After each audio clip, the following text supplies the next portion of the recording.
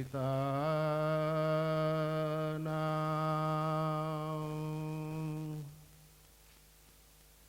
સકલાર્તિહંતા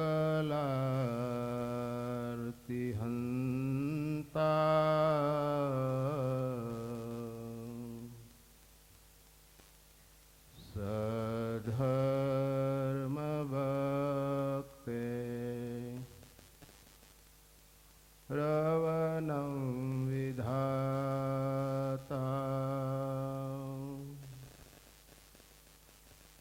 દાતા સુખાનાં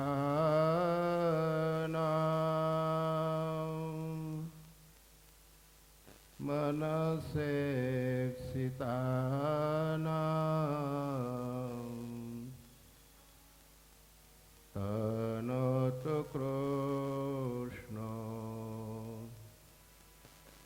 ખિલમંગલમ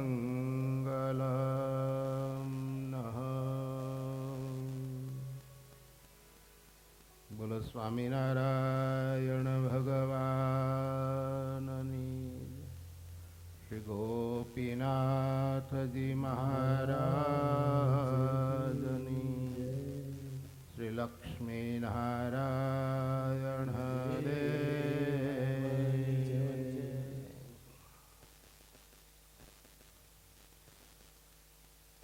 ભગવાન સ્વામિનારાયણના પરમ પાવન પદારવિંદથી પવિત્ર થયેલી આ દુર્ગપુરની ભૂમિ મધ્યે મહારાજના સમયમાં અને પછીના સમયે ઘણા બધા મહામંદિરોના નિર્માણો થયા.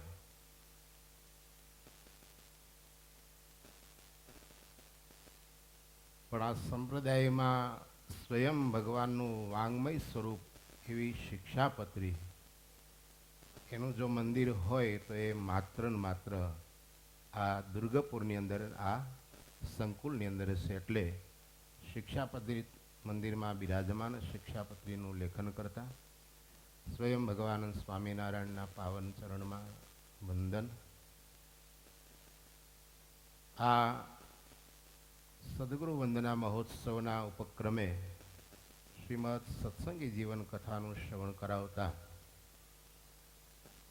મારા સતીર્થ શાસ્ત્રી સ્વામી હરિપ્રસાદ દાસજી સ્વામી, આ મહોત્સવના પ્રેરક, માર્ગદ્રષ્ટા, ગુરુતુલ્ય સદગુરુ શાસ્ત્રી સ્વામી ભક્તિપ્રિયદાસજી સ્વામી,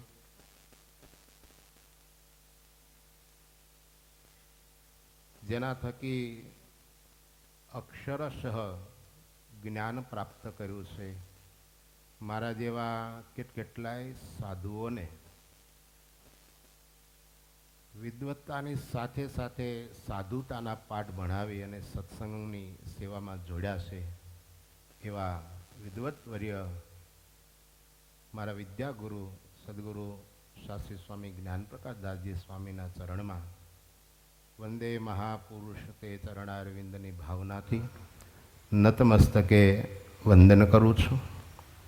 સભામાં ઉપસ્થિત મારા સ્નેહી મિત્ર સુરત રામપુરા મંદિરના કોઠારી શાસ્ત્રી સ્વામી પુરુષોત્તમ પ્રકાશદાસજી સ્વામી, આ મંડળના કોઠારી સ્વામી ભક્તિતનયદાસજી સ્વામી, અન્ય સૌ બ્રહ્મનિષ્ઠ આદરણીય સંતો, સંહિતા પાઠી સંતો, તપસ્વીની સાંખ્યોગી માતાઓ, દાદા ખાચરના પરિવારમાં ભગુ બાપા પણ બેઠા છે,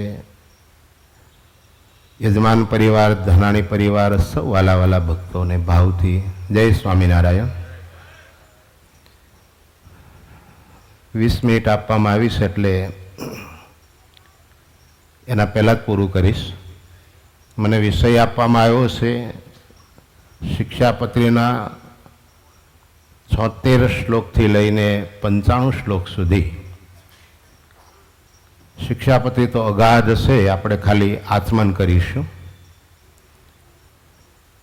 શિક્ષાપત્રી વિશે વક્તાએ પણ તમને વાત કરી હશે ને. અહીંયા જે સંતો આવ્યા હશે એમણે પણ પોતાના વક્તવ્યમાં એનો મહિમા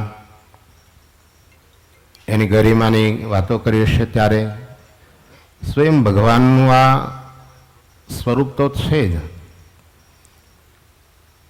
પણ ઐહિક અને પારલૌકિક સુખ માટે, પ્રેય શ્રેય ભુક્તિ અને મુક્તિને માટે પરમ સાધન જો સ્વયં ભગવાને આપણને આપ્યું હોય તે શિક્ષાપત્રી છે.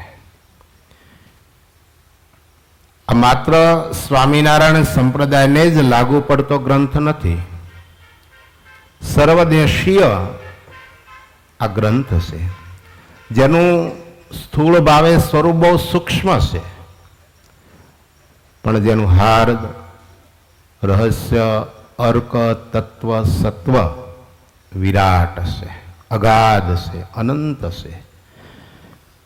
માનવ જીવનનું એક પણ એવું પાસું, એક પણ એવું ક્ષેત્ર એવું નથી કે જેમાં આ શિક્ષાપત્રીમાં આવરી લેવામાં ના આવ્યું હોય. પછી એ સામાજિક ક્ષેત્ર હોય, વ્યવહારિક ક્ષેત્ર હોય, કૌટુંબિક ક્ષેત્ર હોય, આધ્યાત્મિક ક્ષેત્ર હોય,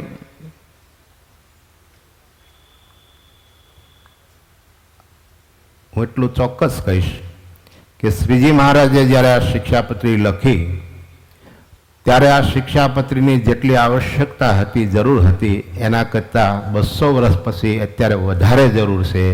અને આવનારા 100, 200, 500 વર્ષ પછી આના કરતાં પણ વધારે શિક્ષાપત્રીની જરૂર પડશે એવું અત્યારથી આપણને દેખાઈ રહ્યું છે.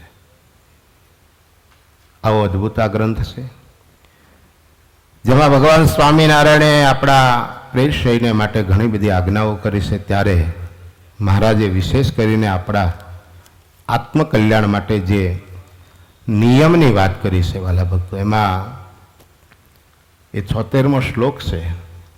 મહારાજ કે ભગવાનના ભક્તોએ નિયમનું ધારણ કરવું, પણ વિશેષ કરીને ચાતુર્માસમાં મહારાજે વિશેષ નિયમ ધારવાના કહ્યા. અને એ નિયમનો બહુ અદ્ભુત શ્લોક ભગવાન સ્વામિનારાયણ પોતે બોલે.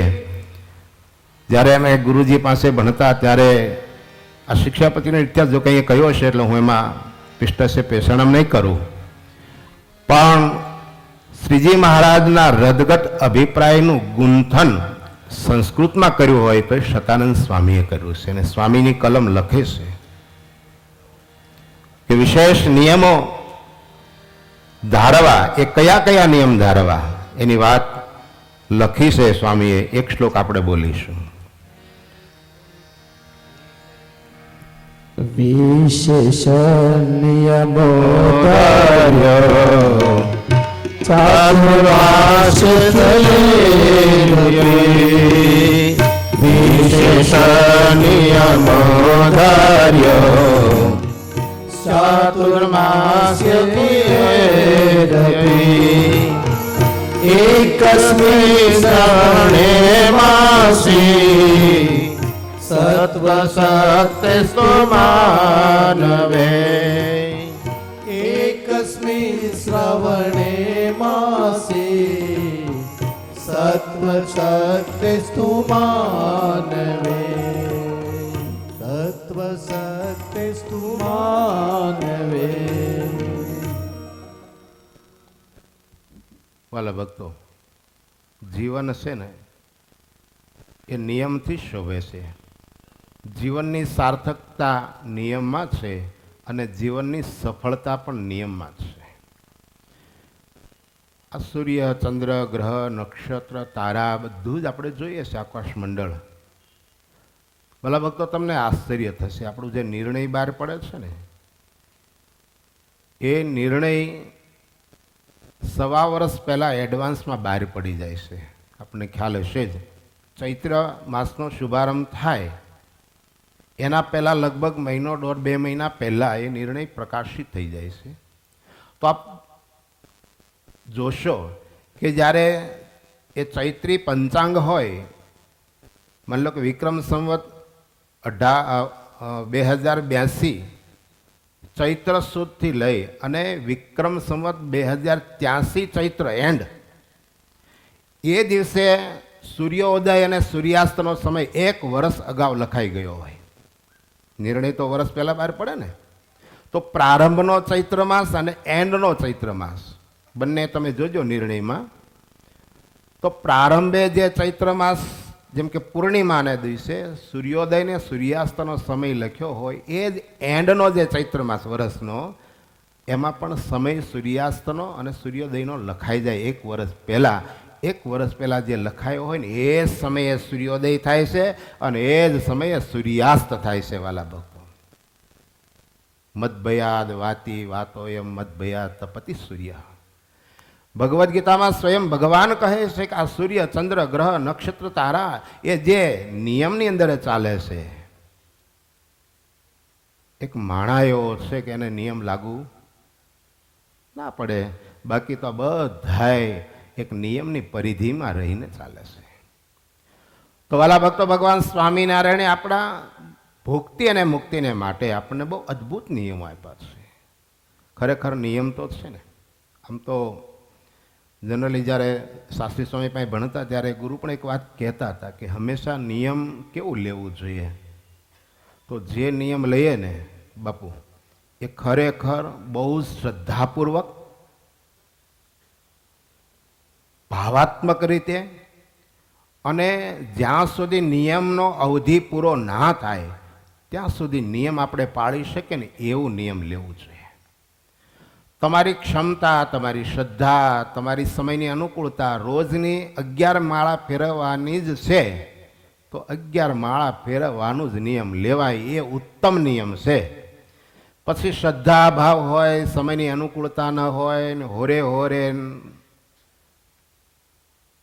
11 માળા ફેરવી શકવાની ક્ષમતાની જગ્યાએ 51 કે 100 લે અને પછી જેમ પંડમાં ભૂત આવ્યું હોય એમ ભાગ પારો ને તારા પછી મારો વારો, એ ગબડાએ જાય. તો ગરડાની અંદર લીમડાની નીચે સ્વામિનારાયણ ભગવાને કીધું કે ભાઈ મૂર્તિને સંભાળીને મહારાજના એક એક અંગનું ધ્યાન કરતા કરતા મુક્તાનંદ સ્વામી જે માળા કરતા હતા એ હાચી, બાકી 100, 200, 500 વાળા બધાય એ તો લાકડા ફેરવા. તો નિયમ કેવો હોવું જોઈએ કે જે સાંગોપાંગ સમય અવધિ સુધી પરિપૂર્ણ આપણે સહજ ભાવે, સરળતાથી, શ્રદ્ધાપૂર્વક, પ્રફુલ્લિત મને પાળી શકીએ. તો મહારાજે આપણા માટે નિયમો મુખ્યતયા 8 આપ્યા. એમાં પહેલો નિયમ આપ્યો વિષ્ણો કથાયા શ્રવણમ વાચનમ ગુણ કીર્તનમ. વાલા ભક્તો, તમે બૌધાએ શાસ્ત્ર અધ્યયન કર્યું છે. હમણાં શાસ્ત્રીજી સત્સંગી જીવનની કથા કરતા હતા, અવાંતર રામાયણના પણ પ્રસંગો કીધા. કોઈ પણ શાસ્ત્ર લો તો બૌધાએ માનવ જીવનના ઉત્કર્ષ માટે, આધ્યાત્મિક માર્ગની પ્રાપ્તિ માટે વર્તમાન સમયની અંદર મહત્વનું સાધન હોય તો ભગવત કથા છે. તમે જો મહારાજે 8 નિયમ નક્કી કર્યા તો સૌથી પહેલો નંબર કોને આપ્યો? કથાને આપ્યો. વાલા ભક્તો, કથા છે ને એ મારા અને તમારા આંતરિક જીવન દર્શન કરાવતું દર્પણ છે. જેમ આપણે બધાએ સવારે 9 બહાર નીકળીએ છીએ તો સૌથી પહેલાં દર્પણ આગળ જઈને ઊભા રહીએ છીએ. જેમ બાહ્ય અરીસો દર્પણ આપણું બાહ્ય કલેવરનું દર્શન કરાવે છે, એમ જીવનના આંતરિક દર્શનનું, કલેવરનું દર્શન કરાવનારું જો કોઈ સાધન હોય, અરીસો કે દર્પણ હોય તો એક કથા વાર્તા છે. કથા સાંભળીએ, કથામાં બેસીએ એટલે ખબર પડે કે મારા અંતર હૃદયમાં કામ છે, ક્રોધ છે, લોભ છે, માન છે, ઈર્ષા, આશા, તૃષ્ણા, રાગ, દ્વેષ, હર્ષ, શોક, અમારા હૃદયમાં કયો ડાઘ પડ્યો છે? બહારના ચહેરા પરના ડાઘને તો આપણે દર્પણ બતાવે જ છે, પણ અંદર હૃદયમાં જે કામાદિકના ડાઘ છે એનું દર્શન જો કંઈ કરાવતું હોય તો ભગવત કથા વાર્તા છે. અને એટલે જ આપણા સંતો આગ્રહ કરે વારે વારે. હવે સમય પરિવર્તિત થયો, અમે બદલાણા ને તમે બદલાણા, બાકી આપણા સંપ્રદાયમાં દિવસમાં 5 વખત કથા થતી હતી ભાઈ, 5 વખત કથા. વાલા ભક્તો, જેમ આપણું શરીર સૌષ્ઠવ બને, તંદુરસ્ત રહે, શરીર સશક્ત રહે, એના માટે આપણે પૌષ્ટિક, સાત્વિક, શુદ્ધતા, સ્વચ્છતા અને પવિત્રતાથી બનેલો ખોરાક લઈએ છીએ. એનાથી આપણા શરીરને પોષણ મળે છે. હવે આત્માને પોષણ આપવું હોય તો ગુલાબજાંબુ ખાઈએ તો અરવિંદભાઈ તો આત્માને પોષણ મળે? મેસૂર ખાઈએ મેસૂર તો આત્મા બળિયો થાય? આત્માનો ખોરાક ભગવત કથા વાર્તા છે. જેને ભગવત કથા વાર્તાનું વ્યસન હોય, નિયમ હોય, હંમેશાનો આત્મા બળ્યો હોય છે.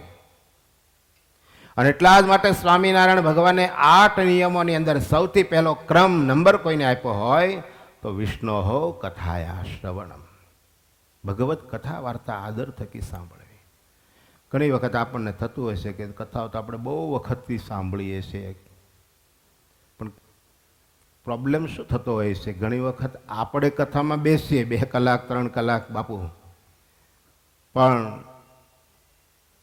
કથા આપણામાં બેસે નહીં ને, એટલે ગમે એટલી વખત કથા સાંભળી હોય એનો કોઈ મિનિંગ નથી. કથામાં બેસવું એ અગત્યનું છે, પણ કથામાં બેઠા પછી કથા આપણામાં બેસે એ બહુ જ મહત્વનું છે ને, તો જ કથાની સાર્થકતા. ત્યાર પછીનો ક્રમ આવે છે વિષ્ણુ કથાય શ્રવણમ,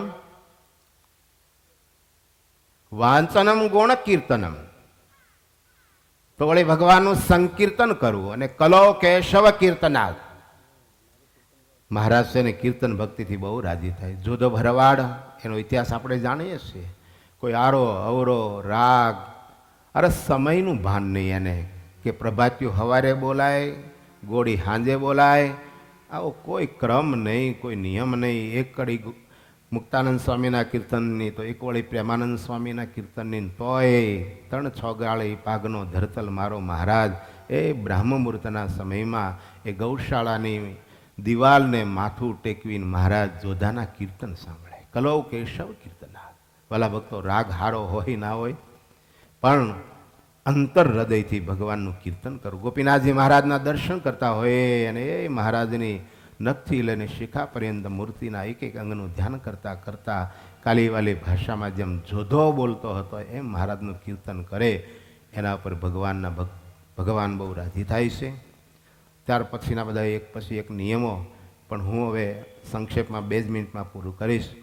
કે વાલા ભક્તો, મેં પહેલાં કહ્યું એમ, નિયમ એ હંમેશા ભગવાનની પ્રસન્નતા માટે લેવું. નિયમ એ આપણે સાંગોપાંગ અવધિ પૂરો ના થાય, જેમ કે ચાતુર્માસ લીધો તો 4 મહિના સુધી પૂરો ના થાય, ત્યાં સુધી બહુ હોંશે સહેજે સહેજે પાળી શકે એવા નિયમ લઈએ. ભગવાન એના પર બહુ રાજી થતા હોય છે.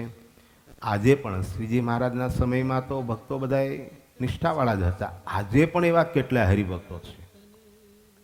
અમારા સંતોના જોગમાં એવા કેટલા હરિભક્તો હોય છે. થોડોક સમય અમદાવાદ રહેવાનું થયેલું. અમદાવાદના ઘણા બધા હરિભક્તોના વ્યક્તિગત જીવન પરિચયથી હું પરિચિત છું. એવા સત્સંગી ભગુ બાપુ, આપણને આશ્ચર્ય થાય કે ખુદના દીકરાના લગ્ન હોય તો ત્યાંના દેશકાળ પ્રમાણે કેટરિંગવાળાને બોલાવીને બધું કેટરિંગ આપી દે, પણ એ હરિભગત છે ને, એ હરિભગત કેટરિંગનું ના ખાય, પોતાના ઘરે ખુદ જાતે અથવા તો ઘરના માણસ રોટલી શાક જે બનાવ્યું હોય એ ટિફિન લઈ આવવાનું, અને દીકરાના લગ્નમાં એ કેટરિંગનું ન ખાય અને ઘરેથી લાવેલું ખાય. અને હું નામ સાથે કહું, અરવિંદભાઈ કદાચ ઓળખતા હશે અમદાવાદમાં, આપણે ઈશ્વરભાઈ માણસાવાળા, આજે એ વ્યક્તિ છે. આવા તો કેટલા હરિભક્તો છે. જો પાળવું હોય ને તો કોઈ બાનાબાજી નથી, બધું પળાય. અને ના પાળવું હોય તો પછી બાનાબાજી. હવે એ જૂનો સમય થઈ ગયો ને અત્યારે દેશકાર બદલાઈ ગયા ને હવે અત્યારે બધું આવું ના પાળી શકાય, આવી બધી દલીલો બહુ થતી હોય છે. એટલે આપણે ત્યાં કહેવત પડી, પાળે એનો ધર્મ. તો ખરેખર આપણે સ્વામિનારાયણના છીએ ને, ત્યારે વાલા ભક્તો દુનિયાની છે ને બહુ પરવા ના કરી. દુનિયા છો ને જે કહેવું એ કે, હવે એને 5 જણા કહેતા જ હશે ને બધા, બહુ વેવલો ને એવું બધું ઘણા બધા સંભળાવતા હોય. કારણ કે લગ્ન હોય અને એ તો તમને ખબર જ હોય એનો માહોલ કેવો હોય.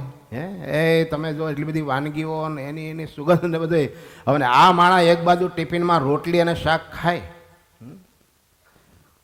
પણ દુનિયાની પરવા ન કરે. મારે સ્વામિનારાયણને રાજી કરવા છે, સ્વામિનારાયણને ભજવા છે. છોને દુનિયાને જે કહેવું કે મારે દુનિયાને રાજી નથી કરવા, મારે તો મારા ઈષ્ટદેવને રાજી કરવા છે. અને આવું જેને તાન હોય ને એ નિયમ પાળી શકતા હોય છે. સ્વામિનારાયણ ભજવારે સ્વામિનારાયણ ભજવારે જય હો હે દૂરી દુનિયાના સંગને ભજવારે દૂરી જનિયાના સંગને તજવારે મારે સ્વામિનારાયણ ભજવારે મારે સ્વામિનારાયણ ભજવારે મેં તો મેલો સંસારીઓ માણી જોવા સ્વામિનારાયણ દાડી મેં તો મેલો સંસારીઓ માણી જોવા સ્વામિનારાયણ દાણી જોવા સ્વામિનારાયણ દાણી રે મારે સ્વામિનારાયણ ભજવારે મારે સ્વામિનારાયણ ભજવારે મારે સ્વામિનારાયણ ભજવારે. વાલા ભક્તો, ઠાકોરજીના ચરણમાં પ્રાર્થના કરીએ. મહારાજ જીવનના પ્રેષ્ઠને માટે લીધેલો નિયમ જીવનના અંતિમ શ્વાસ સુધી સાંગોપાંગ પળાય એવી અમારા પર કૃપા કરજો. આજે સ્વયં ભગવાન શ્રી હરિનું વાંગમય સ્વરૂપ શિક્ષાપત્રી મંદિરમાં બિરાજતા ઠાકોરજી અને સાથે સાથે સદગુરુ વંદના મહોત્સવ, હું આજે પરંપરાને ચોક્કસ યાદ કરીશ. અમારી આ એક જ પરંપરા થાય. મહારાજના સમકાલીન સમયમાં સદગુરુ શામળિયા ચૈત્યાનંદ સ્વામી, એમના શિષ્ય હતા કોઠારી સ્વામી ભક્તિ વલ્લભદાસજી. મહારાજના સમય પછી દાસ પંક્તિઓમાં સૌથી પહેલાં ગરડા મંદિરના કોઠારી થયા હોય અને 40 વર્ષ સુધી ગરડા મંદિરના કોઠારી રહ્યા હોય તે કોઠારી સ્વામી ભક્તિ વલ્લભદાસજી. એમના શિષ્યો 6 હતા. એમાંના એક સ્વામી વિષ્ણુ પ્રિયદાસજી અને પુરાણી સ્વામી ઘનશ્યામ સ્વરૂપદાસજી, આ 2 ગુરુભાઈઓ. આ અમારો વેલો છે. પુરાણી સ્વામી વિષ્ણુ પ્રિયદાસજી અને પુરાણી સ્વામી ઘનશ્યામ સ્વરૂપદાસજી. વિષ્ણુ પ્રિયદાસજીના પુરાણી સ્વામી કૃષ્ણચરણદાસજી, એટલે કારિયાણીમાં સિદ્ધાનંદ સ્વામીનું ગારમાટીનું મંદિરનું રિનોવેશન કરી અને અત્યારના જે પંચધાતુના હરિકૃષ્ણ મહારાજ છે એ જેમણે આજથી 82 વર્ષ પહેલાં પધરાવેલા એ પુરાણી સ્વામી કૃષ્ણચરણદાસજી. આ બાજુ પુરાણી સ્વામી ઘનશ્યામ સ્વરૂપદાસજીના શિષ્ય પુરાણી સ્વામી હરિજીવનદાસજી અને હરિજીવનદાસજીના શિષ્ય પુરાણી સ્વામી ધર્મનંદનદાસજી, જેમના દર્શન મેં પણ કરેલા.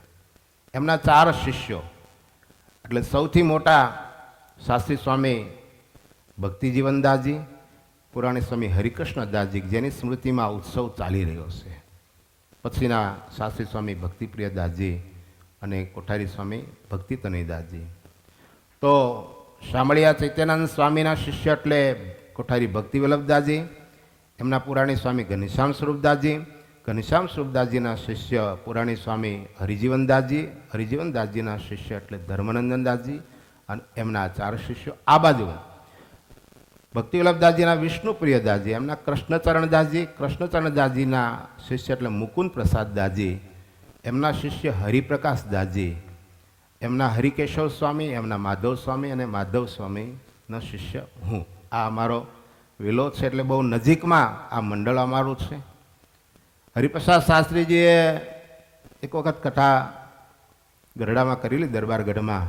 લગભગ એમની હજી શરૂઆતની કથા હતી.